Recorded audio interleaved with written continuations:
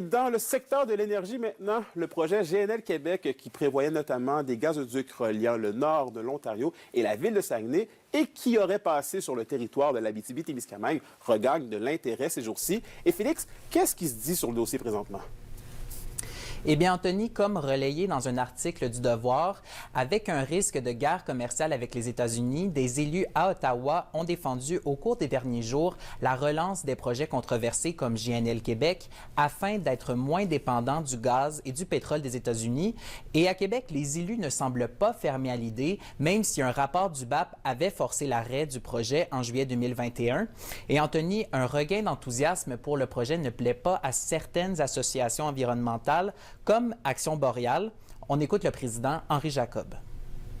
En fait, d'abord, il y a la traversée de toute l'Abitibi-Témiscamingue, de la Mauricie et le Saguenay-Lac-Saint-Jean, d'un pipeline qui va détruire, je pense, c'est sur à peu près 100 mètres de distance, toute la forêt. On va installer un pipeline. Et en 2017, il y a eu 170 accidents liés directement au pipeline, dont des explosions, etc. Fait que c'est rien de sécuritaire, mais c'est surtout, ça va être de traverser des territoires qui présentement sont encore assez vierges, qui va faire en sorte qu'on va enlever ça à la faune, on va créer des accès encore pour les motorisés, etc. En terminant, Anthony, je répète que le projet de GNL Québec, même s'il s'est fait entendre dans les derniers jours à Québec et à Ottawa, reste hypothétique. Et à l'heure où on se parle, il n'y a pas de réelle démarche pour remettre le projet sur les rails. Je vous en prie.